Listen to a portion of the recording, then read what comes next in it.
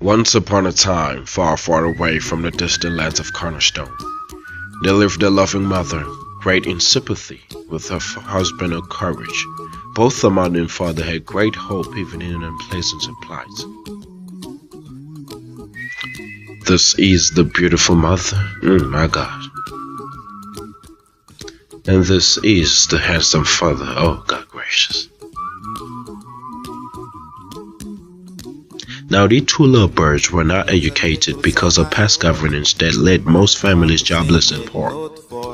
But regardless, they remained loyal and faithful to each other, thus conceiving a daughter whom they loved and adored. In every life we have some trouble. When you worry, you make it double. Even in poverty, the father always comforted his wife that he holds dear. Don't worry, be happy now.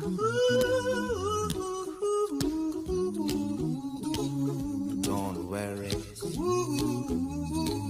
They both named their daughter Envisage, a young, happy, funny, playful, a forever smiling and boisterous girl. Now, why would they name their child such an unusual name? I'll tell you. This name Envisage simply means positively forecasting something. That something might be a character, event, achievements, etc.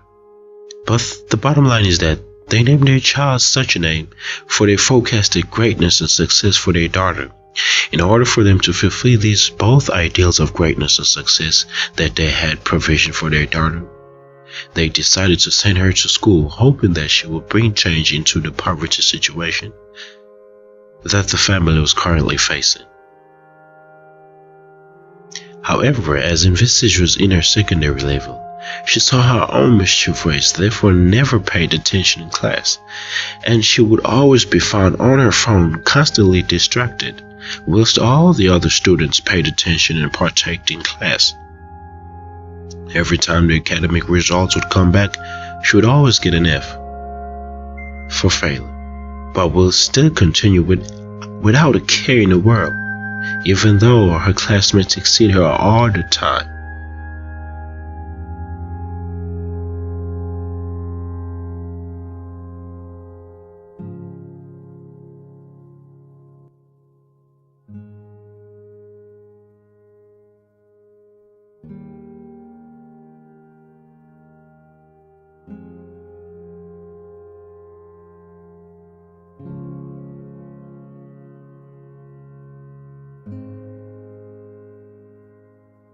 Now Envisage's ignorance led to her having it hard regarding her academic performance. Then it came to a point where she decided to drop out of school because she realized that she was aging in the 10th grade, which she constantly repeated. Living in her parents' house unemployed, increasing the extremes of poverty that the family faced, her mother still had faith in her daughter and went as far as even to go attempt to find Envisage a petty job in order for her to sustain herself financially. This is Envisage accompanied by her mother for a job application. This is her happily handing in her CVs. Excitedly she thought to herself, this is it, I'll finally get a job. But to her surprise, she received a response written, applicants rejected.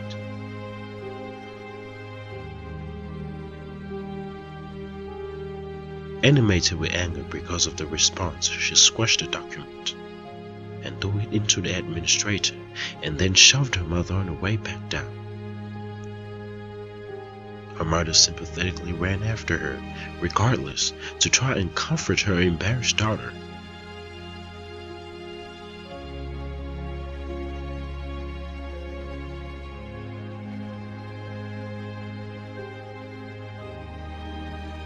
Envisage was driven into distress and anger because there was no job willing to take her since she had not matriculated. Anger arose her recurrently and would always take it out on her parents until they had had enough.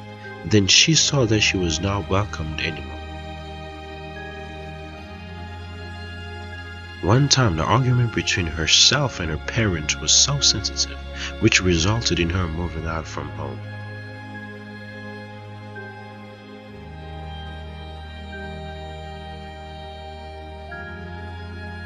Sagging wet in tears, she went to her high school friend and sought for help in regards to an apartment that she may stay for a while until she get back on her feet. And her friend sympathetically welcomed her to her apartment.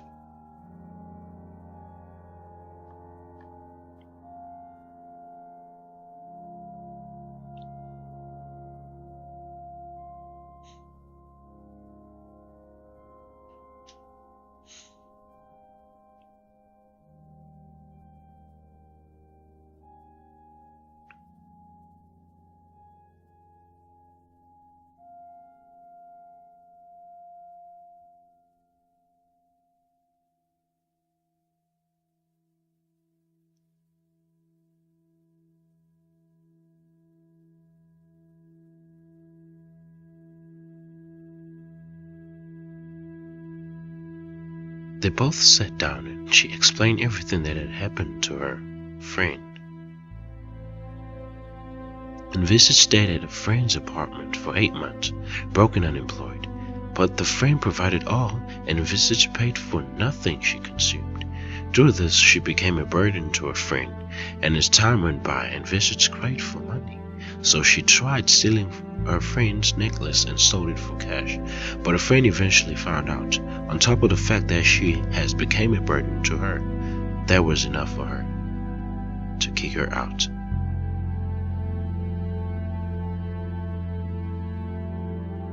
Envisage begged and begged, but was all in vain, for her friend's mind was made up. She threw her luggage out, then followed her. Just like that, she was back on the streets.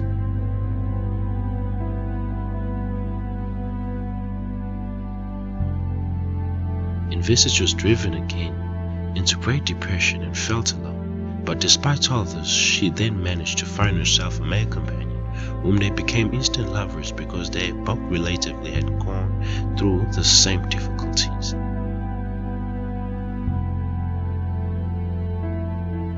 The male told her to take heroin because it has helped ease his pain always, and it would help her too if she tried it. Now Envisage was deeply in love with this male. Without hesitation, she tried her first dose of drugs, hoping submissively it would take her troubles away. But just a silent moment. As all users of such drugs, she became enslaved to its unquenchable sensation, thus becoming a society rejects within days of drug usage, which is primarily known as a para.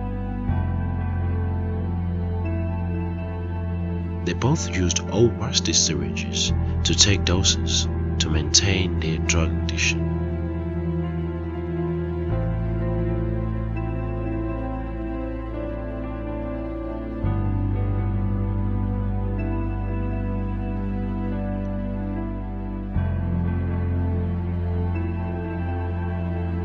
Now Envisage was made pregnant by her male companion and went to inform him about the pregnancy, but impulsively the male instructed Envisage to have an abortion. She refused, and this broke out into a violent argument, thus ended up in the male beating her until she gave in and aborted the child because of the fear she had for her abusive lover. This is Envisage refusing, and this is how abusively a lover made her abort her dear child. Now tell me, who would have thought? Who would have thought amongst you that once a happy child will one day lose it all? Tell me now. All she had to do was be patient. All you had to do was to listen while the teacher preached in Envisage. You once had a loving family, but now you are all an outcast. Look at yourself now. Are you proud?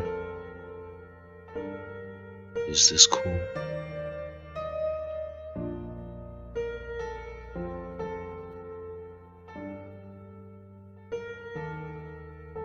Envisage later discovered that she was infected with HIV/AIDS, but she did not know how or whom she contracted the disease from, although she thought it was because of the rusty syringes that she shared with other drug users, but there was a lingering possibility that she might have contracted it from her male companion. Whilst her condition deteriorated, frail and feeble to her face, he said, "I cannot stand your sight any longer. I am leaving you." Just like that, he left her. Hopeless and alone again, she lies skin and bone on the busy sidewalk. As people passed, they made fun of her. In a glimpse, she saw a high school teacher, and with the little strength she had left, she shouted, "Miss Charisma!" Astonished, she turned her way. Reminiscent thoughts played when her teacher approached her. She was once beautiful, she thought. Happy she was.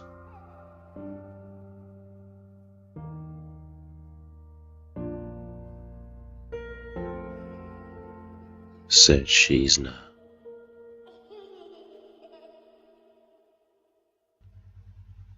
The teacher picked Envisage up to go and meet her to the nearest public hospital, and she even went as far as reuniting her with her family, not knowing it was for the last time. The HIV disease that infected her was severe because she had stayed way too long without treatment, and thus the following day, the clutches of death had succumbed her.